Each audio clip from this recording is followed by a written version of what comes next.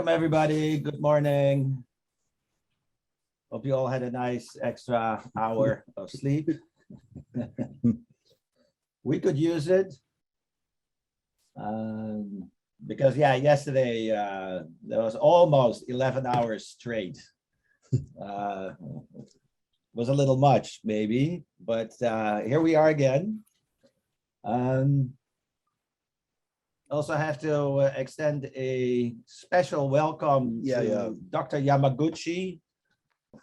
Let me talk. Oh, you talk. Okay, Stephen will do the talking.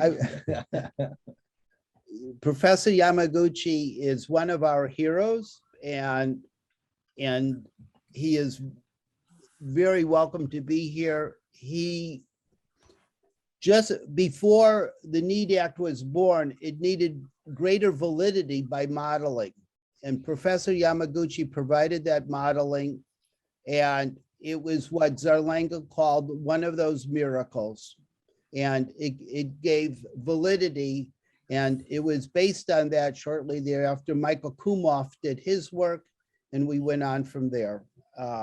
It was fabulous, and we're very honored to have Professor Yamaguchi here. And I would want to say for everyone and for Professor Yamaguchi, the world is beginning to change. We heard yesterday more and more economists coming out of their closets or coming out from behind their desks in ivory towers and beginning to join our ranks. And it's a nice thing to see. And so thank you for being a crucial part of the work that was done early on. And systems dynamic modeling has played a very important role. And thank you very much for your work. Okay. And Lillian also joined us. Ah, Lillian, I gotta change my view for a second. I want to say hello to Lillian.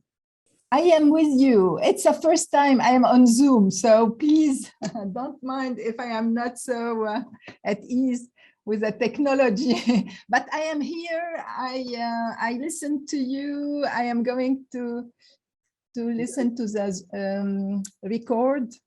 I'm going to explain some things before the talk, just to give people an introduction to what they're going to see now. And, and then you add, and then we should get started because the presentation takes the full half hour.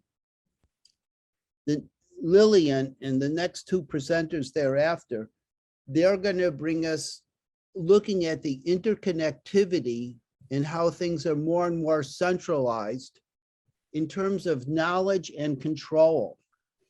And what's happening, she's questioning, what kind of world do we want in the future? We need to be thinking about that. And Lillian is making a presentation, not with the answers, but where we are today and how we need to think and where one of the problems, or where a very crucial problem lies in bringing a lot of humanity around. So Lillian, should we get started, or do you want to say a word, or how do you, please? No, I wanted just to say I'm very happy, but really. So I said it in the record, but I want really to point out the very good level of yesterday. I was really very interested in what it has been said, and I hope that I am not academician, so it will be another point of view. So I hope that it brings something to the discussion. Very good. And no further ado, I'm going to share my screen, set up the presentation now. Okay. And Lillian, this is based on what we had, I'm running it simultaneously and I'm changing the slides. So okay. Here we go. I'm very, very glad to be with you and to share some of my works this morning for these few minutes. I'm going to talk about how money Wait. enabled the globalization of the planet. We're going to begin now again. And the financial market. And I would like to check with you how this has been possible to reach such power and such unimaginable, unthinkable organization worldwide. So this is not very new as ideology to set up a whole world based on management and on commercial corporation. We have a very important work which has been published by Brzezinski in 1970 already.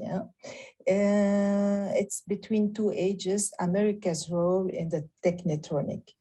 And he said this quotation, I am going to read it here: the nation state as a fundamental unit of man's organized life has ceased to be the principal creative force. International banks and multinational corporations are acting and planning in terms that are far in advance of the political concepts of the nation state. This is very, very important because it gives us the basis on which my presentation will rely. Before going further, I would like just to introduce myself. I am not an academician, as you are used to see. I am, a business economist, but I have been always interested in the human aspect. So everything I do is based, I am always thinking about the impact on human being and on humanity. This is very important because for me, the planet belongs to everyone and it belongs to humanity and not to the financial market or someone else.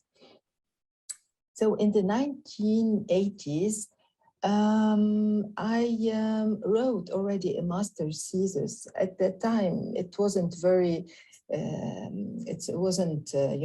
very common to write on women executives.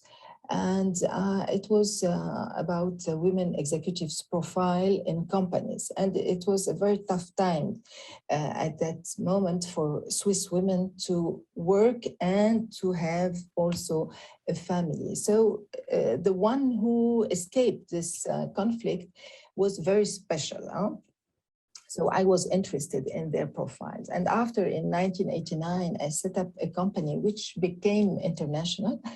And it was a company of consulting, always based on development of people within the development of the organization. Yes, I am interested in benefit, in margin, in all what you want, but in the respect of people and the respect of their own development. It should be always a win-win situation. And today we are far, far away of this situation with our One World company. So my work was very intensive in the 90s. I worked with the biggest companies of this world, and I developed my own methodology, which integrated project management, risk management, etc., but also business processes and all this complex organization, but also I integrated the flows of human competencies and the development and the importance of the unity of everyone. So if today I will talk a little bit about money and central banks, it's only because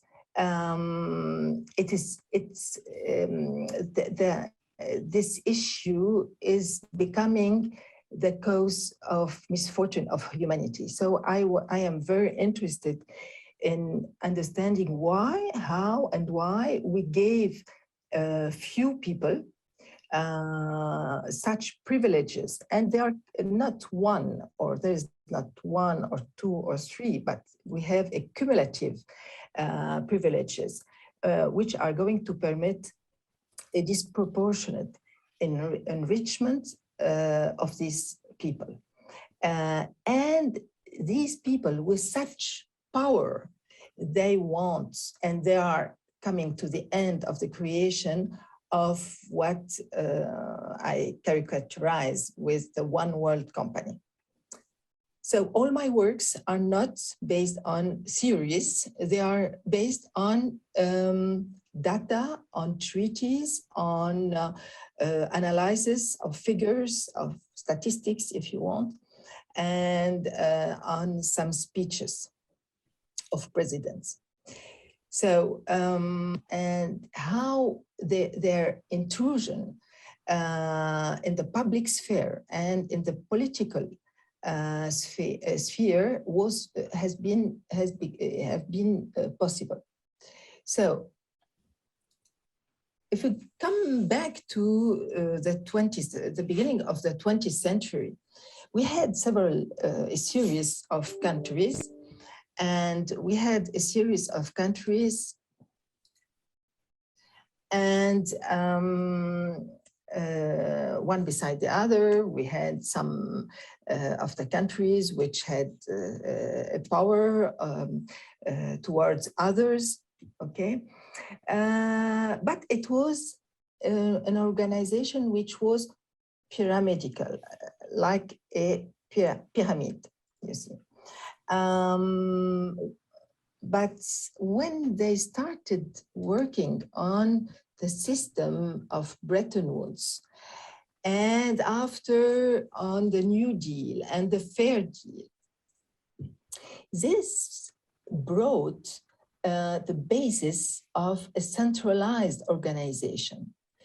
And we have to think more the organization of countries, not anymore on one country beside the other, but on a circle which integrate the whole countries. And all has been centered on the dollar as reserve currency, and on the United Nations system, the IMF, the BIS, World Bank, etc., etc. I am not exhaustive here. Some countries were outside, and some blocks were outside of this whole, this set, but they were still influenced by the dollar kingdom. I should precise here that for me, when I talk about dollar or Wall Street or city, I am not thinking about countries. I am thinking about an elite, which is more an oligarchy than only some few people who are dealing and trading. Yeah? So they are ruling the world in parallel of what we see on the mainstream media. So what they have done is much more interesting than what we are seeing with our own governments. So this structure, concentric structure, was already complex, because if only we see the structure of United Nations, it's already a system. And the principle of globalization is to set up a world system, okay?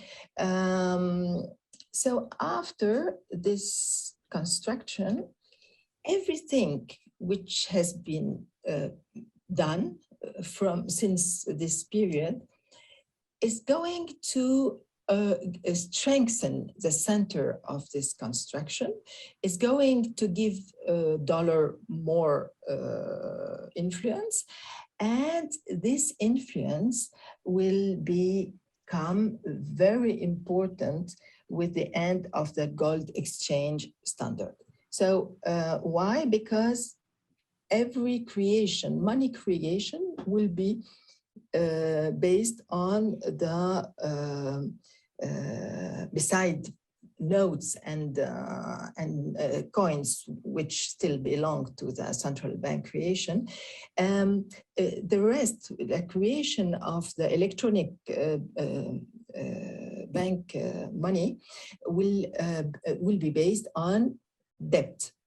It's a creation. It's not done with thin air from thin air. It's against debt. It's a debt which gives the power to those creator of money. This is not one privilege. It's two privileges, because we have the one of creation of money, because they don't own this money, so they haven't give any work, anything to be able to have this money. And at the same time, they are receiving a collateral, which is debt. Usually it's debt, okay?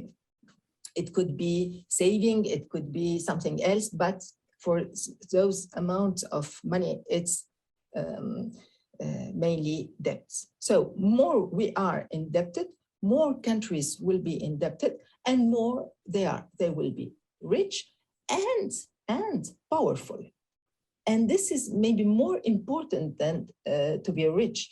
The power of writing laws, the power to influence who will be the next president, the power to say, if you are not going to give us what we are asking for, your administration can face a shutdown. So we have evidences for this. The history is here. We have a lot of reports which give us such assertion, the possibility to affirm such thing. I would like I am not going to insist on this money creation, because I have been said that everyone is aware here that it's based on credit, and it's not based on added value somewhere. It's only on credit. It's mainly on credit. So here we have the. But this I have to insist a little bit on it. I give you the list of primary dealers with the Federal Reserve Bank of New York. So these people who are big banks are very involved in the creation of money against public debt. It could be saving, it could be something else, but for those of money, it's mainly debts. So more we are indebted, more countries will be indebted, and more they will be rich and powerful. And this is maybe more important than to be rich.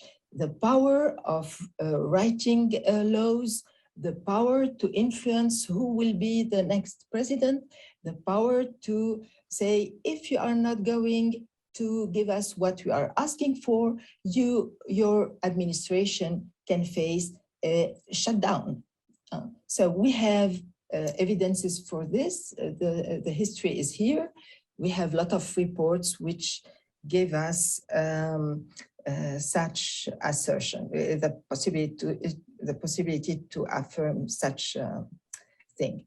I would like I am not going to insist on this money creation, because I have been said that everyone is aware here that it's based on credit, and it's not based on added value somewhere. It's only on credit. It's mainly on credit. So here we have the. But this, I have to insist a little bit on it. I give you an example of the list of primary dealers with the Federal Reserve Bank of New York. So these people who are big banks are very involved in the creation of money against public debt. They represent the primary market. So every country has its own list with those primary dealers. What is very important in this list for the American one is that you are going to find foreign big banks which are going to take the US securities, public securities, and they are going to sell them in their own country to their own central banks. It's very important because it's like this, that we diffuse debts around the world. And the problem of one becomes the problem of everyone.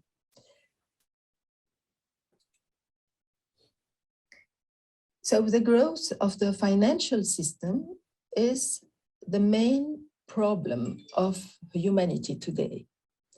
It's based, as we said, on cumulative privileges.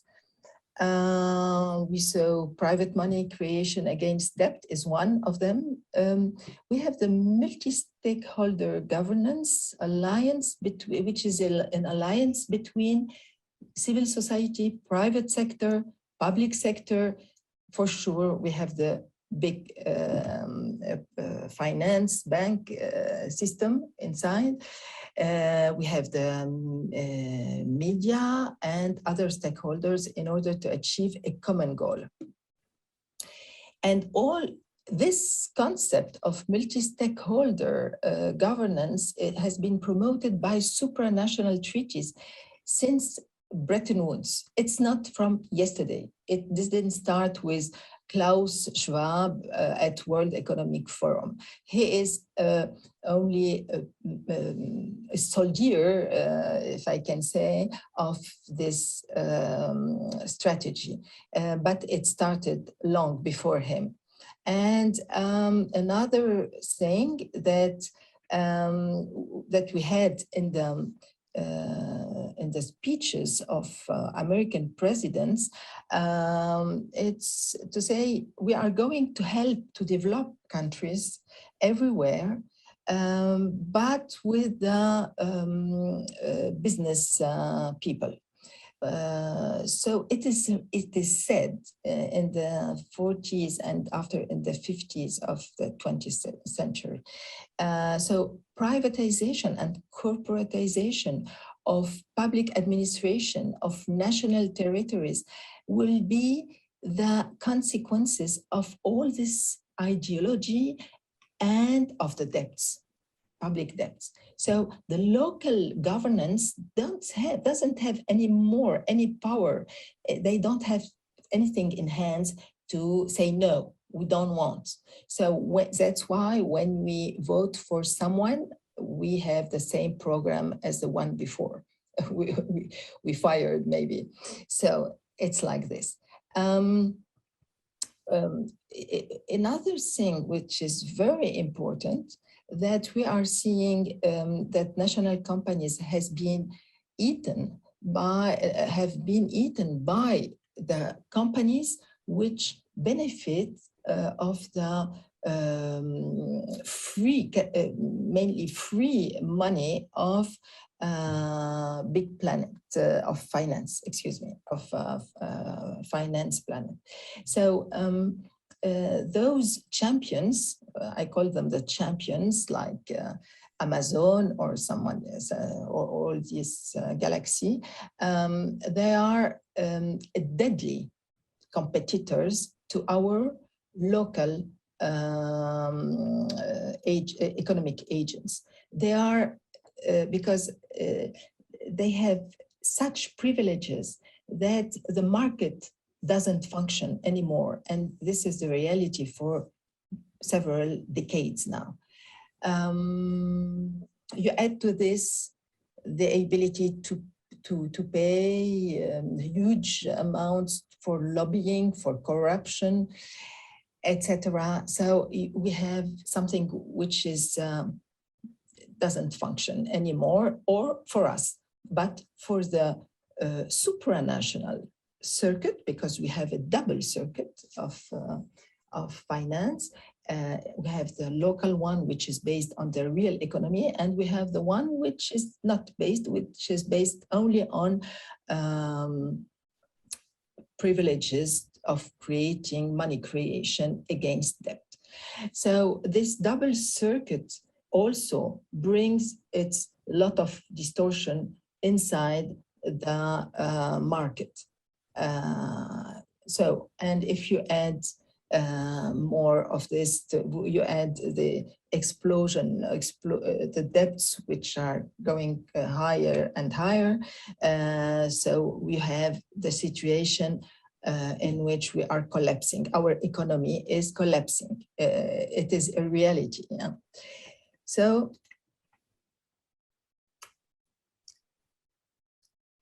all this growth of the financial system would have never been possible without central bankers. The central bankers, their role in the globalization and corporatization of the world is essential.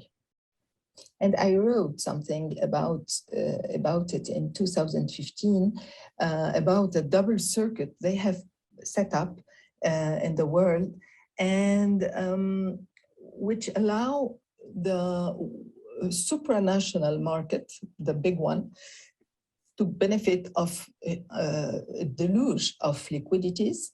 And if you check, at the same time, we lived, at least in Switzerland, deflation, which has never been treated publicly. No. And this situation has been possible thanks to the role of central banks.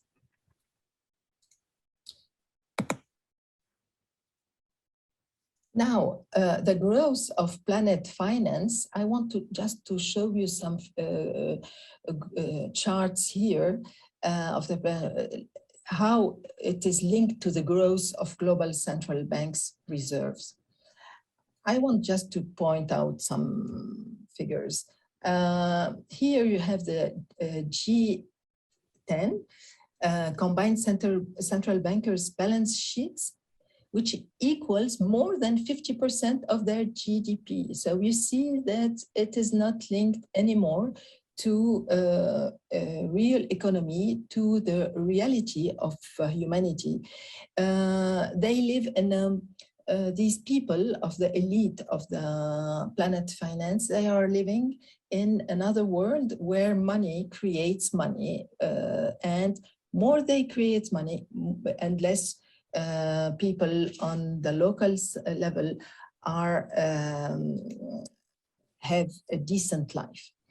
Here we see the global stock market capitalization versus global GDP evolution, and we see that we have more than 100% of the global stock market capitalization is higher than the global GDP evolution. It's incredible, but it's like this. Here we have central banks the evolution of their assets of major central banks, and not all of them. And you see the evolution of the S&P 500. And you see that they are really, they go together in the same direction. So its central bankers are defining the direction. They are becoming more important than the market. If there is still the world market, if we can still use it, central bankers are the major players. Here we have, I don't want to insist on it, but I want just to show you, central banks providers of liquidities and securities into the swap and repo systems. It's all, it's like pipelines which has which have been set up between all the central banks, but also between central banks and big banks, and also between them and other big players of the economic and financial system. Here you see how, and the information, we have it from the ECB, from the website of the ECB, and we have the swap lines, how they work together. If someone is interested, I am going to put the link.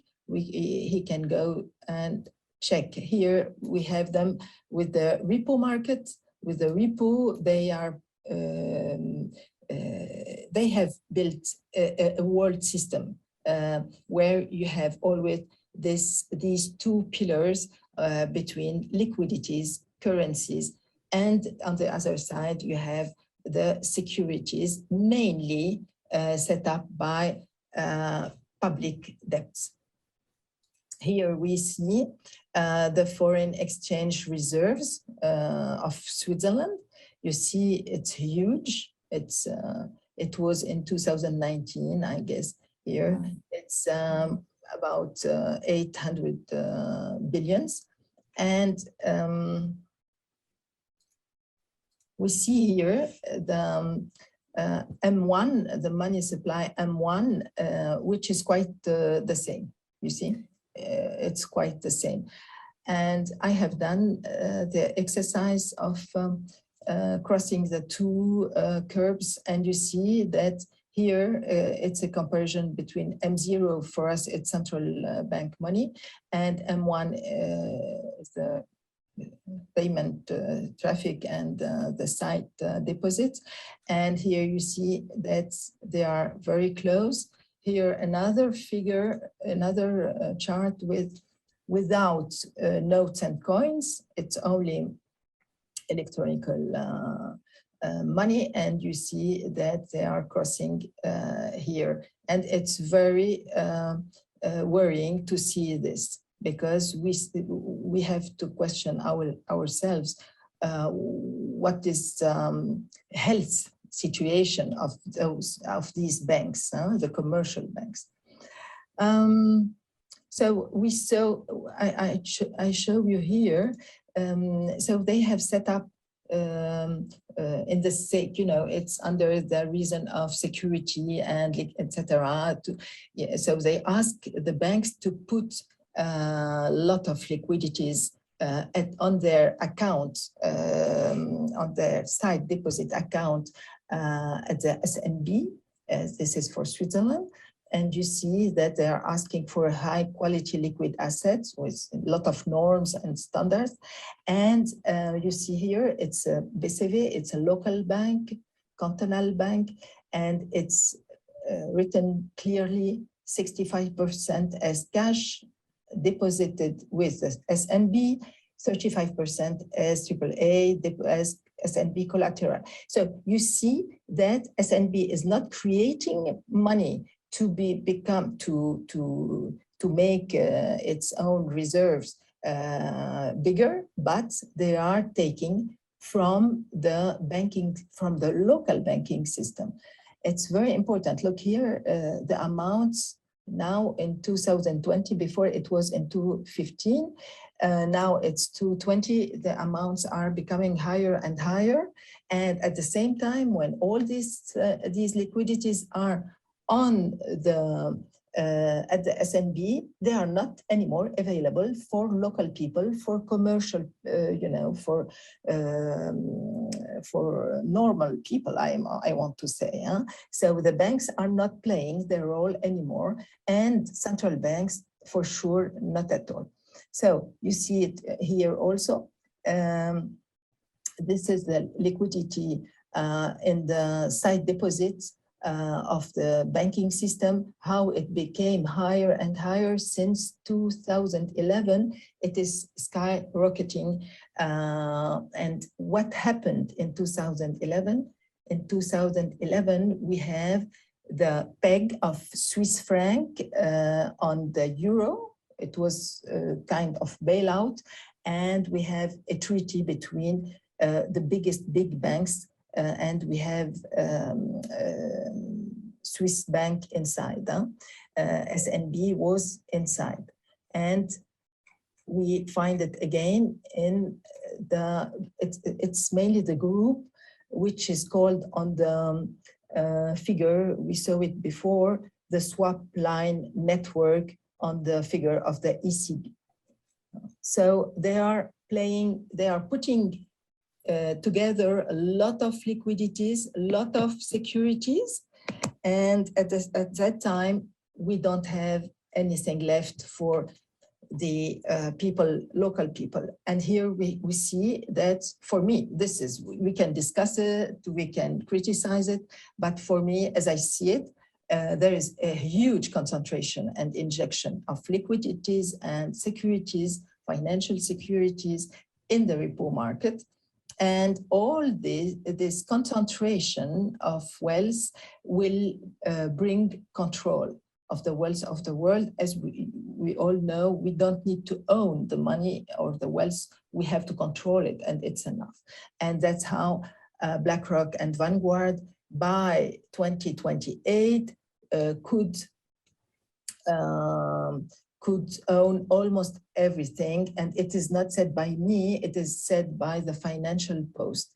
So this is very intriguing and worrying. So what is One World Company?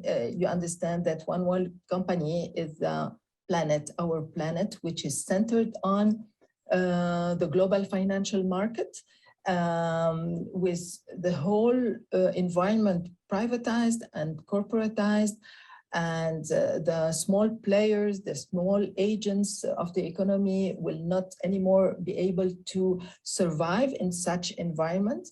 And all this is now controlled by the informational, what I call informational machine. Everything has been digitalized, as you have seen already. So we see that also everything has been integrated in the different field and in the different sectors. It could be public, former public activities, or private activities. They are all under the leadership of our financial elite. So this is our reality, and it's said by Emmanuel Wallerstein, which is an American sociologist.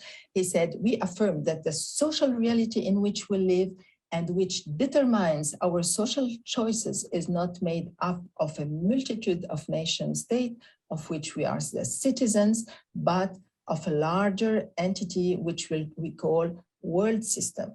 And when this world system is privatized, corporatized, and financialized, I call it One World Company." So I finish with Klaus Schwab, who said, "You will own nothing and you will be happy about it." So this is something very terrifying to hear, how one man can be able to have the power to say this without facing trial, because normally in a democracy, one man couldn't say something like this. I would like to conclude with, money creation is a core of the new world system.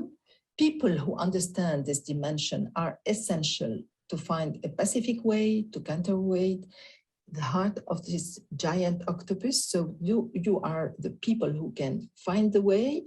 I can't find the way alone, Stephen alone either, but it's all together we can find the way. The way humanity is on the verge of being forced to mutate toward transhumanism. This is a reality. If someone thinks that it's a conspiracy theory, I invite him to check the work of Raymond Kurzweil and Singularis University. So if we want to do something, it's not the money which is the issue. The issue is to work together and to give back human beings freedom, free planet in the respect of individual and group identities. Thank you very much. I hope really that something very important will come out from this conference. Thank you. Okay, here we go. I'm just switching my computers here. Can I say something, Stephen? You're on. Yes, I have there are two errors in the slides. One with the chart of M1.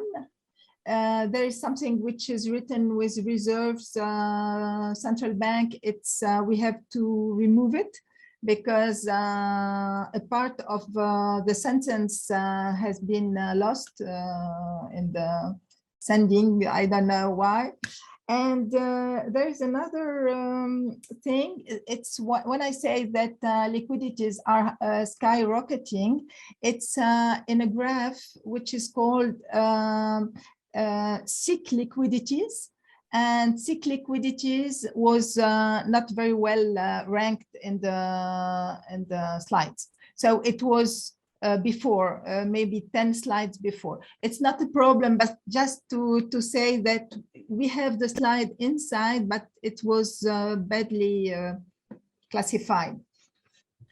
What we'll do is, Lillian, we're going to have the presentation, and before the slides go into the video that we'll have on the website, we'll make sure that the fine. That both those corrections are done. We're really behind. You know what, Sue missed the question last night, and I'm going to give Sue one moment, one quick question, and because I know Sue's a great admirer, and we're all very appreciative, Lillian, but Sue, go ahead, quick, Sue. Lillian, thank you. This wonderful presentation. I learned so much. I just wanted to ask you, what sources have you gone to that have informed you the most? Could you repeat just the end of your question? Okay. Because I had a message which was written on you, so I am not used to Zoom. So okay. Thank you so much. Yes. What sources have you used that have informed you the most? Okay. I used a lot SNB, the Swiss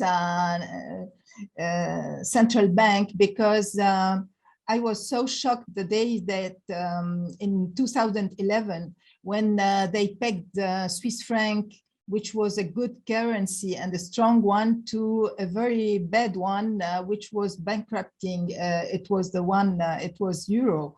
And I started to dig, I like investigation. I don't like routine. So I started to dig in their balance sheets. And so I don't have the perspective like people yesterday that I admire, but I don't know, I am not a scholar, person. So I like to find, to understand, you see. So that's why I digged a lot. And I was the only one in Switzerland to say that SNB was not creating money from thin air, but it was helping itself by the payment system, it's a SIC, the Swiss Interbank Clearing. It's very, very important source. And when you know how Switzerland is working, you can imagine, because I understood also the globalization, what I call the world system. It's so standardized that if one major player as SNB is doing something, that means that the others are doing the same. So after I tried to check out for Federal Reserve. And if you want really to check, you are going to see that Federal Reserve is not creating money from thin air. They have their primary dealers who sell them after their securities. It's not politically correct what I am saying. That's why I can't have a job, you know, a public job, and I don't want it anyway. But yes, they have, you know, they had now Lillian, in Glasgow. Lillian, let me interrupt. Yeah. What I'm going to guess you might be around for a little bit, and Yes. maybe we at the break, we'll have a break, not for a little Okay. while, because we just started. With pleasure. With pleasure, Sue. Yeah, we'll. Yeah, because I promised also to say to Sue how the system, the payment system of Switzerland is working, and it has been outsourced and to someone in Germany. So it's interesting for the balance of payments of Germany to understand this also. So I am here whenever you want. We can follow this discussion. We're gonna go on with two other very interesting speakers doing similar things. And then we're going to, at the break, we'll come back to questions for everybody. With pleasure.